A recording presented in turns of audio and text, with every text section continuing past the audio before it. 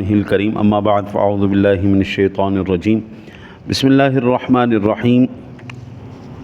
آج ہم نے اللہ تعالیٰ کے فضل و کرم سے سورۃ النساء سے تراویحوں کی ابتدا کی ہے۔ ابتدائی حصے میں 4 اہم ترین مضمون اللہ تعالیٰ نے بیان فرمائے۔ یاد رکھیے، کوئی بھی چیز بنانے والا اس چیز کی خاصیت، کمی اور اس سے اچھا آپ رزلٹ کیسے لے سکتے ہیں، ایک ساتھ مینول جو ہے نا جی وہ جاری کرتا ہے کہ جناب اس مینول کے مطابق، اس کتابچے کے مطابق آپ اس مشین کو چلائیں گے تو آپ اس میں سے بہترین کارکردگی حاصل کر سکتے۔ یہ جو مشین ہے یہ اس خالق کائنات کی بہترین شاہکار تخلیق ہے، اور اس مشین کو چلانے کے لیے جو مینول آیا ہے وہ قرآن پاک آیا ہے۔ اور آج کی تراویح سب سے اہم ترین مضامین کے اوپر جو ہے وہ بیان کی گئی ہے۔ سب سے پہلے جو اس میں بیان ہوا وہ یتیموں کا حق، کہ ان کا مال ان کے حوالے کر دو۔ حضرت یہ معاشرے کے اندر بہت بڑی کمی ہے، یتیموں کا حق کھا لیا جاتا ہے۔ چھوٹا کمزور جب بندہ ہوتا ہے، بڑا طاقتور اس کا حق کھا جاتا ہے۔ آج کی تاریخ میں سن 2025 کے اندر کوئی بندہ یہ کہے کہ میں کسی کا حق کھائے بغیر، کسی پر ظلم و ستم کیے بغیر، کسی کے ساتھ میں جو ہے نا جی دھوکہ کیے بغیر آج امیر بن جاؤں، یہ نہیں ممکن ہو سکتا۔ لاکھوں لوگوں کے آہیں سسکیاں اور وہ لے کر کے بندہ پھر آج اونچی سیڑھیوں پر پہنچ رہا ہے، الا یہ کہ وہ نسلی خاندانی امیر چلا آ رہا ہے تو وہ امیر ہو گیا، ورنہ جب تک دوسروں کا حق نہیں کھایا جائے گا بندہ امیر نہیں ہو سکتا۔ قرآن نے سب سے پہلے اسی بات پر، اوے اللہ کے بندے جس کے سر پہ کوئی باپ نہیں ہے، کوئی رہنما نہیں ہے، کوئی سربراہ نہیں، اس کا حق نہیں کھانا۔ دوسرا، ایک مرد ایک وقت میں 4 نکاح کر سکتا ہے بشرطے کہ ان کے حقوق ادا کرے۔ ایک آدمی 4 نکاح کر سکتا ہے بشرطے ان کے حقوق ادا کرے، اور اگر وہ حقوق ادا نہیں کر سکتا پھر ایک ہی رکھے جی۔ ایک بندہ جو یہ اب رمضان شریف کے نسبت سے میں عرض کر دوں، نوجوان ہے، اس کو ضرورت ہے شادی کی بڑی زبردست، پلے اس کے ٹکا نہیں ہے، وہ خود کی روٹی پوری نہیں کر سکتا، تو وہ اب شادی نہیں کرے گا، روزے رکھے، چلو شبت توڑے، اس طرح روزے رکھو۔ اگر ایک کی بھی حیثیت اوقات نہیں ہے تو ایک بھی نہیں کی جائے گی، وہ روزے رکھے گا، شبت کو اس طرح توڑے گا۔ اور اگر رکھ سکتا ہے تو ایک رکھے، اس کے پھر پورے اخراجات، اس کے سارے معاملات جو ہے پورے کرے۔ 4 شادیاں کر سکتا ہے۔ یاد رکھیے، اس پر میں نے بڑی تفصیل سے بحث کی ہوئی ہے، اس موضوع پہ جمعے والے دن بھی میں نے عرض کیا ہوا ہے۔ ضروری نہیں ہوتا کہ ایک ہی مقصد کے لیے شادی کی جائے، بچے پیدا کرنے کے لیے یا لذت حاصل کرنے کے لیے، کبھی کبھی شیلٹر بھی دے دینا چاہیے، کبھی کبھی سہارا بھی بن جانا چاہیے۔ بیوہ ہے، بڑی عمر کی ہے، آپ سہارا بنے نا اس کا، ٹھیک ہے نا۔ ابھی یہ پچھلے دنوں میں رمضان شریف سے 2-3 دن پہلے ایک مجھے فون آیا رات 2-2:30 بجے، اور اس نے کہا کہ میرے اس ٹائم 7 بچے ہیں اور میری اس ٹائم 60 سال کے قریب عمر ہو گئی ہے، میرے شوہر نے مجھے اب طلاق دے دی ہے، اب بتاؤ میں کدھر جاؤں، میں کدھر جاؤں؟ 60 سال عمر ہو گئی، 60 سال کی عورت سے کون شادی کرتا ہے؟ کوئی نہیں کرتا۔ تو اب یہاں پر 60 سال کی عمر میں سارے جذبات ختم ہو چکے ہوتے ہیں، اب صرف ایک چیز ہوتی ہے، شیلٹر، اس کو سہارا دینا۔ تو یہ بھی اگر یہ معاشرے میں ہم سنبھال لینا، اللہ کی قسم ہمارا معاشرہ بہترین معاشرہ ہوتا ہے، بہترین معاشرہ، کیونکہ وہ اسی مالک نے جس نے یہ مشین بنائی اس نے یہ ہدایت نامہ بھی جاری کیا نا جی۔ تیسرا ہے جی میراث، اللہ اکبر اللہ اکبر، میراث کا اس پر پوری تفصیل سے اس پر بحث کی گئی۔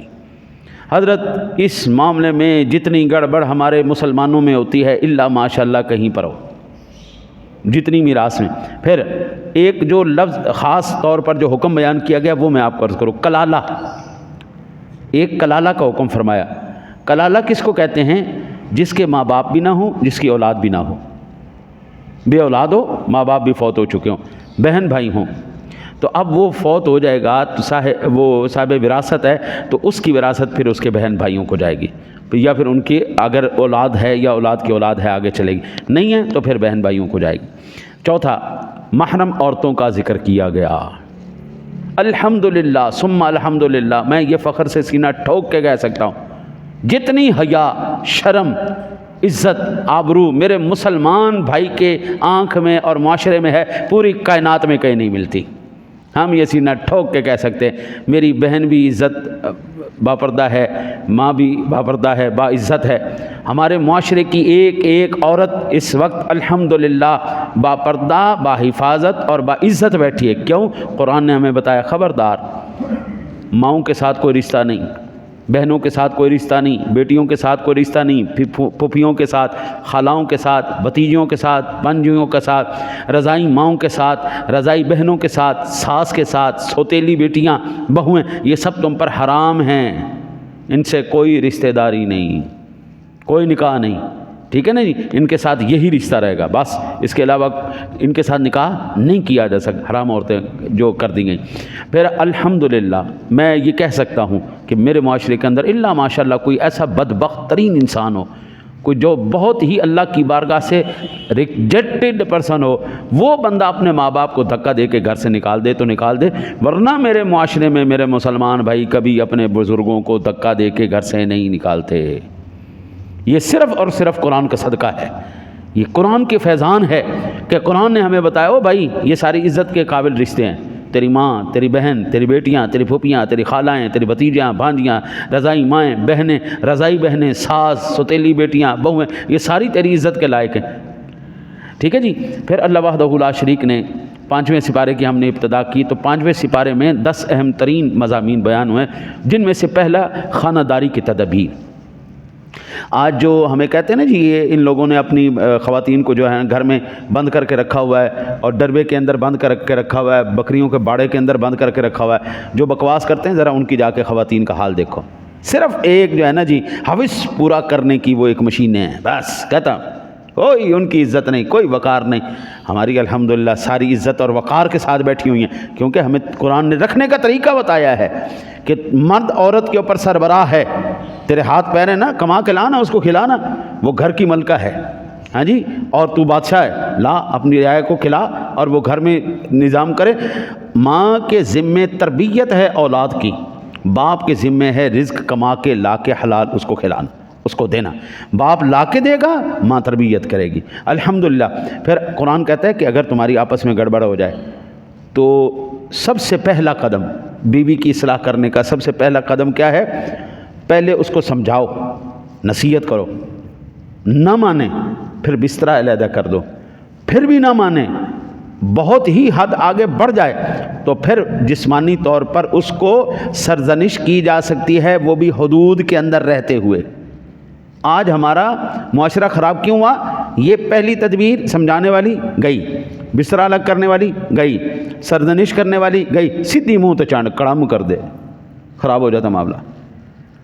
یہ تدبیر ہمیں گھر نے بتایا۔ اگر گھریلو معاملات تم بہتر چاہتے ہو، تمہارا گھر بستا رہے، بابا جی ایک محبوب کے لیے ایک عاشق کے لیے اس کا محبوب منہ پھیر لینا، یہ قیامت سے بڑی بات ہوتی ہے اس کے لیے۔ اور مرد اپنی بیوی سے منہ پھیر لے، اگر وہ خاتون ہے واقعہ، تو حضرت اس کے لیے قیامت کے یہ لمحات ہوتے ہیں کہ اس کا شوہر اسے بات نہ کرے۔ اس لیے قرآن پاک نے یہ بتایا۔ پھر عدل و احسان کا اللہ نے حکم دیا گیا، اجتماعی زندگی درست ہو جائے گی، کاروبار کے نام پر ایک دوسرے کا ناجائز پیسہ نہ کھاؤ۔ ابھی مجھے یہ بیٹا بتا رہا تھا کہ اس کا دوست ہے، انہوں نے بھی ایسی انہوں نے اکٹھا کیا تھا، اور وہ پارٹنرشپ کی، دوسرا پارٹنر اس کے پیسے لے کے کڑم چلو غائب ہو گئے۔ یہ اکثر میں نے دیکھا، میں نے بھی کاروبار کیا ہے، میں نے زندگی میں ایک سبق سیکھا ہے کہ چھوٹی سی دکان ہو، اپنی ہو، ذاتی ہو، پارٹنرشپ والا کوئی چکر نہیں، پارٹنرشپ والا کوئی چکر نہیں۔ جتنا مرضی آپ کوشش کر لیں، حرام زدگی کر ہی جاتے ہیں، وہ ٹھیک نہیں۔ اپنی چاہے ریڈی لگا لے بندہ، لیکن اپنا ہو، مکمل انویسٹمنٹ بھی اپنی ہو، پرافٹ بھی اپنا ہو، کوئی دوسرا چکر ہی نہیں۔ بہترین کاروبار کے بارے میں اللہ نے جو ہے حکم فرمایا، جہاد کی ترغیب دی۔ لوگ نا جہاد سے ڈرتے ہوئے گھروں میں بیٹھ جاتے، تو اللہ نے ارشاد فرمایا اگر میں گھر میں ہی تمہیں موت دے دوں تو پھر؟ حضرت خالد بن ولید سیف اللہ یہ ساری زندگی تمنا کرتے رہے، یا اللہ مجھے میدان جنگ میں موت آ جائے۔ ہم اکثر اس وقت جو لڑا جاتا تھا نا، یہ ایک ہاتھ میں ڈھال ہوتی تھی، ایک ہاتھ میں تلوار ہوتی تھی، لیکن یہ اللہ کا ولی ایسا تھا، اس کے دونوں ہاتھوں میں تلواریں ہوتی تھی۔ لوگ لوہے کے خود پہنتے تھے، یہ صرف کپڑے کی ٹوپی پہنتے تھے، چلو کہیں تو وار لگے، کہیں تو مار پڑے، ہاں جی، اور ببر شیروں کی طرح لڑتے تھے، جدھر جاتے تھے عین کافروں کو گاجروں مولیوں کی طرح کاٹ دیتے. اور جب آخری وقت تھا نا جی، آپ فرمایا میرے جسم کا کوئی حصہ ایسا نہیں جہاں پر زخم نہیں لگا، لیکن کوئی تلوار مجھے کاٹ نہیں سکی. موت نہیں آنی نا تو میدان جنگ میں بھی نہیں آنی. موت آج فلسطین تباہ نہیں کر دیا سارا، لیکن جن کو اللہ نے بچانا تھا وہ چھوٹے چھوٹے بچے بھی بچ گئے. بمباری کر کر کے پورے مکانات کے گرا دیے، لیکن ملبے کے نیچے سے بھی اللہ نے زندہ بچے نکال دی، زندہ لوگ نکال دی. وہ بابا جب اللہ نے بچانا ہوتا ہے وہ پھر میدان جنگ میں بھی بچا لے. موت دینی ہوتی تو اللہ گھر میں بھی دے دیتا ہے. لہٰذا جہاد سے بالکل نہیں ہونا چاہیے. پھر اللہ وحدہ لا شریک نے منافقین کی مذمت کی. اللہ اکبر. حضرت اللہ تعالیٰ ارشاد فرما رہا ہے، او بندہ مومن، منافق کے ساتھ دوستی نہیں کرنی. حضرت میں نے زندگی میں نا جی بڑے کم یار بنائے، بہت کم، 4 یا 5 میرے دوست یار ہوں گے. میرا جو ہے نا جی کرائٹیریا، یہ کہہ لیں میری کسوٹی ہے، پہلا ماں باپ کا غدار نہیں ہونا چاہیے، ماں باپ کا گستاخ نہیں ہونا چاہیے. دوسرا اللہ اور اس کے رسول کا مفرور اور غدار نہیں ہونا چاہیے. جو بندہ اللہ اور اس کے رسول، نماز نہیں پڑھتا، قرآن نہیں پڑھتا، اللہ کے احکام نہیں مانتا، مجھے یہ بتاؤ جس مالک نے اس کو پیدا کیا وہ اس کا وفادار نہیں تو تیرا وفادار ہو جائے. جو ماں باپ کا وفادار نہیں ہوا، جنہوں نے ساری زندگی اپنی ساری جوانیاں اس کے لیے گھر کر دی، وہ ان کا وفادار نہیں ہوتا، آپ کا وفادار ہو. پکی بات ہے، پڑھی لکھی بات ہے. جو ماں باپ کا وفادار نہیں، اللہ رسول کا وفادار نہیں، خدا کی قسم وہ منافق آدمی ہے. آپ لوگوں کے ساتھ کبھی وہ وفا نہیں کرے گا. وہ کہتے ہیں، میاں صاحب کہتے ہیں، اصلہ نال جنے کی کریے نسلیں تک نہیں بول دے. اصلہ نال جنے کی کریے، میرے باپ پہ میرے دادے پہ انہوں نے احسان کیا تھا، ہم اس کے بڑے محترم ہیں جناب، ہمارے لیے ایک بڑا قابل عزت گران. اصلہ نال جنے کی کریے نسلیں تک نہیں بول دے. بے اصلہ نال جنے کی کریے پٹھیاں چلنا چل دے. وہ پٹھی ہمیشہ جس کے ساتھ کھائے گا اسی کے ساتھ غداری کرے گا ہی کرے گا. اللہ نے یہ بڑی زبردست قسم کی اس میں جو ہے وہ تائید فرمائی ہے، خبردار ایسی حرکت نہیں کرنی. قتل کی سزا بیان کرتے ہوئے قرآن کا لہجہ بڑا سخت ہو گیا.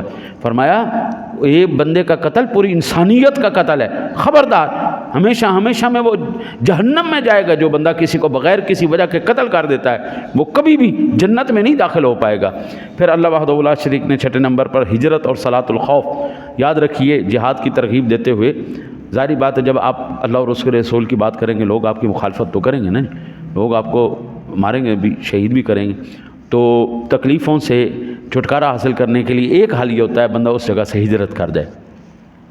اور ہجرت کے دوران پھر ظاہری بات ہے آپ کے پیچھے لوگ لگیں گے مارنے کے لیے، تو پھر اس وقت نماز کا حکم دیا گیا صلاۃ الخوف کا. یہ میں نے پچھلے سال بڑی تفصیل سے عرض کیا تھا. صلاۃ الخوف کا طریقہ، وہ پڑھنے کا ذرا طریقہ الگ ہے جو آج ہم نماز پڑھتے ہیں. 7ویں نمبر پر ایک منافق کا ارتداد کا قصہ قرآن پاک نے بیان کیا ہے. ایک منافق ایسا تھا جس نے چوری کی اور الزام اس نے یہودی پر لگا دیا، اور وہ حضور سرور دو عالم صلی اللہ علیہ وسلم کی بارگاہ میں لے کے آ گیا اور اس نے کہا کہ یا رسول اللہ دیکھو جی اس نے چوری کی ہے. تھا وہ مسلمان، منافق تھا نا جی، اس نے یہودی پر لگا دیا. حضور سرور دو عالم صلی اللہ علیہ وسلم ابھی یہ فیصلہ کرنے ہی لگے تھے کہ فوراً قرآن پاک کی آیات مقدسات نازل ہو گئی، محبوب یہ یہودی چور نہیں ہے، یہ مسلمان منافق ہے، یہ منافق ہے محبوب، چوری اس نے کی ہے، اس نے غلط الزام لگایا. جب اس کو پتہ لگا کہ اب اللہ کی قرآن کی آیتیں نازل ہو گئی ہیں، حضور کو پتہ لگ گیا، نکل گیا، دوڑ گیا وہاں سے، مکے دوڑ گیا واپس اور جا کے پھر کافر ہو گیا. میں حضرت ایک بڑا سادہ سا کلیہ رکھتا ہوں، جو اللہ اور اس کے رسول کے احکامات پر عمل نہیں نہ کرتا اور اس کا احترام نہیں کرتا، اس کا اگرچہ نام مسلمانوں والا ہے ٹھیک ہے، لیکن وہ مسلمان نہیں ہے. بڑی بڑی نشانیاں میں آپ کر دوں. میں نے یہ دوسری تراویح میں نے منافق کی 10 نشانیاں عرض کی تھی، آج 4 میں آپ کے سامنے عرض کر دیتا ہوں. حضور سرور دو عالم صلی اللہ علیہ وسلم نے فرمایا پکے منافق کی 4 نشانی: اذا حدث کذب، جب بولے گا جھوٹ بولے گا، وَإِذَا وَعَدَ أَخْلَفَ، جب وعدہ کرے گا وعدہ خلافی کرے گا، وَإِذَا وَذَعْتُمْنَا خَانَ، جب اس کو امانت دی جائے گی خیانت کرے گا، وَإِذَا خَاصَمَ فَجَرَ، اور جب وہ لڑائی کرے گا گالم گلوچ کرے گا. یہ پکے منافق کی 4 نشانی. اب یہ 4 نشانیاں ہمارے معاشرے میں دیکھو ہیں یا نہیں؟ بولتے جھوٹ بولتے، وعدہ خلافی کرتے، پھر اس کے بعد امانت کوئی جو ہے نہیں، کوئی امانت داری کوئی نہیں. تیسرا، جب بھی جھگڑا ہوتا ہے الا ماشاء اللہ کوئی مہذب جھگڑا ورنہ گالم گلوچ تو ہوتی ہے بھائی جان. اور یہ سیاستہ کی بخاری مسلم میں سے حدیث پاک ہے. میرے آقا نبی اکرم صلی اللہ علیہ وسلم نے فرمایا، بلکہ قرآن نے پھر آگے فرمایا کہ سیدھے راستے پر چلو، شیطان کی اطاعت نہیں کرنا، ابو الانبیاء ابراہیم علیہ السلام کی اتباع کرو، عورتوں کے حقوق ادا کرو، منافقین کے لیے سخت عذاب. 9واں احسان کے حقدار. اللہ بندہ دو جو ہے نا جی وجوہات کی وجہ سے احسان کرتا ہے کسی کے ساتھ، ایک اللہ کی رضا کے لیے، دوسرا دکھلاوے کے لیے. اور اللہ وحدہ لا شریک نے جو فرمایا کہ آپ احسان کرو تو اس کا سب سے پہلا حقدار کون ہے؟ اللہ. بندہ اللہ کی رضا کے لیے کرے. عزیز رشتہ دار، اولین حقدار تمہاری نیکی کے تمہارے ماں باپ ہیں، پھر تمہارے رشتہ دار بہن بھائی ہیں، پھر ہمسائے پڑوسی ہیں، پھر یہ یتیم مسکین اور باندی اور غلام ہیں. ہمسائے، رشتہ دار، پڑوسی، غیر رشتہ دار پڑوسی، سفر کے ساتھی، عارضی پڑوسی، یعنی ان تمام کے ساتھ احسان کیا جائے گا. اور آخر میں جو ہم نے آج پڑھا ہے 5ویں سپارے کے اندر، فضل و رحمت اور تعلیم. اللہ رب العزت نے اپنے نبی اکرم صلی اللہ علیہ وسلم فضل عظیم کی بات کرتے ہوئے نزول کتاب اور حکمت کو یاد کروایا ہے. دوسرا، آپ کے عدم علم کے بعد عطائے علم کی بات ہے. وعلمک ما لم تکن تعلم وکان فضل اللہ علیک عظیما. اس کائنات عالم کے اندر اگر کوئی سپریم ہستی ہے، اللہ کی ذات، میں مخلوق میں بات کر رہا ہوں، اللہ کی ہے نہیں. جو کوئی بندہ اللہ کے ساتھ کسی کا مقابلہ کرے گا، اس سے بڑا مینٹلی کوئی نہیں، اس سے بڑا بیوقوف آدمی کوئی نہیں. اللہ کے ساتھ کسی کا مقابلہ نہیں ہے بھائی، وہ خالق ہے. اس کے ساتھ موازنہ کرنا ہی جہالت کی سب سے بڑی چیز. لوگ کہتے ہیں جی اوئے ہوئے ہوئے ہوئے یہ نبی پاک کی اتنی عزت کرتے ہیں، اللہ سے بڑھا دیتے ہیں. ہے مینٹل، پاگل، بیوقوف. وہ خالق ہے، اس کی کسی بھی شے کے ساتھ کسی کا مقابلہ کروایا ہی نہیں جا سکتا، ہے ہی نہیں مقابلہ. وہ ذات اللہ وہ سبحان ربی الاعلیٰ ہے، وہ اعلیٰ ذات ہے، اس کے ساتھ کس کا مقابلہ ہے ہی کوئی نہیں. جو موازنہ بھی کرتا ہے وہ اپنی جہالت کا سب سے بڑا ثبوت دے رہا ہے. اس کو پتہ ہی کوئی نہیں ہے کہ ایک ایسی ذات ہے کائنات میں جس کا کسی کے ساتھ کوئی مقابلہ نہیں، ہے ہی نہیں. ہاں، اب بات مقابلہ ہوگا تو مخلوقات میں ہوگا، مخلوقات میں ہوگا. اور مخلوقات کے اندر ہر ایک کا اپنا اپنا دائرہ کار ہے، علم ہے، محدود ترین علوم ہیں. اگر کائنات عالم کے اندر کوئی ہستی ہے، سپریم شخصیت ہے، تو اس کا نام جناب محمد الرسول اللہ صلی اللہ علیہ وسلم کی ذات گرامی. کیونکہ قرآن کہتا ہے وعلمک، جو محبوب تم نہیں جانتے تھے نا، ہم نے تمہیں سکھا دیا. جو تم نہیں جانتے تھے ہم نے سکھا دیا. اور قرآن کہتا ہے الرحمن علم القرآن، وہی رحمان ہے جس نے تجھے قرآن سکھایا. اور میرا بحیثیت مسلمان یہ یقین بھی ہے، اور قرآن پاک کی آیات مقدسات کا ترجمہ اور مفہوم بھی یہی ہے. کائنات کا کوئی ایسا علم نہیں، کوئی شے نہیں جو اللہ نے قرآن میں نہیں رکھی. اور قرآن کہاں ہے؟ نزلنا علی قلب محمد صلی اللہ علیہ وسلم. اللہ نے قرآن کو دل مصطفیٰ پر نازل کیا ہے. لو انزلنا ھذا القرآن علی جبل لرأیتہ خاشعا متصدعا من خشیۃ اللہ. اگر اللہ یہ پہاڑوں پر قرآن نازل کرتا تو ریزہ ریزہ ہو جاتا. کسی کی جرت ہی نہیں تھی ایسے پہاڑ کی کہ وہ اس قرآن کے علوم کو اندر سنبھال سکتا، اس امانت کو سنبھال سکتا. اس امانت کو سنبھالا ہے تو دل مصطفیٰ نے سنبھالا ہے، اس امانت کو سنبھالا ہے تو جناب امام الانبیاء علیہ السلام. اب کائنات میں جو اپنی جہالت کا ثبوت دینے کے لیے لوگ کرتے ہیں نا جی، اب میں ایک مثال دوں. حضور کے علم کے اوپر جو کرتے ہیں نا جی موازنے، یا وہ کہتے ہیں حضور سرور دو عالم صلی اللہ علیہ وسلم کو علم نہیں، فلاں چیز کا علم نہیں، علم غیب نہیں، فلانا نہیں، فلانا نہیں. وہ نا جی ایک بندے کو مولوی صاحب نے مسئلہ کیا کہ بغیر وضو کے نماز نہیں ہوتی. اس نے کہا جی ہو جاندی. مولوی صاحب نے کہا نہیں ہوندی. انہوں نے کہا جی ہو جاندی ہے. انہوں نے کہا اللہ دے بندیا وضو نماز دی شرط ہے، اگر شرط پوری نہ ہوئے تو نماز نہیں ہوندی. انہوں نے کہا لو میں کنی واری پڑھی ہے میری تو ہو جاندی، میں کنی واری پڑھی میری تو ہو جاندی. ہاں جی، اب لوگ اسی طرح کر رہے ہیں. حضرت جب قرآن نے دو ٹوک فیصلہ کر دیا ہے، آپ کو ماننے میں کیا مسئلہ کیا ہے؟ قرآن نے جب دو ٹوک مسئلہ کر دیا، ایک مسئلہ ہوتا ہے کتابوں کا، اگر قرآن سے جو مسئلہ ثابت ہو جائے پھر کتابوں کو ہم نہیں دیکھیں گے. قرآن پاک کے اندر ماں کو رشتے میں لانا، بیوی بنانا حرام قرار دیا. اب کائنات کی جتنی مرضی کتابوں کی آپ دلیلیں دے لیں، میرے لیے وہ دلیل قابل قبول نہیں، کیونکہ اللہ کا قرآن کہہ رہا ہے ماں کے ساتھ رشتہ حرام ہے، ماں کے ساتھ نکاح نہیں کیا جائے گا، ماں کے ساتھ حرام ہے، بہن کے ساتھ حرام ہے، یہ رشتے حرام ہیں۔ اب کائنات کی جتنی مرضی دلیلیں دے لے کوئی، اب وہ جتنی دلیلیں ہوں گی وہ ساری ریجیکٹ کر دی جائیں گی، کیونکہ اللہ کا قرآن موجود، وہ محفوظ ہے۔ دعا کرتے ہیں اللہ تعالیٰ آپ کو مجھے عمل کی توفیق عطا فرمائے۔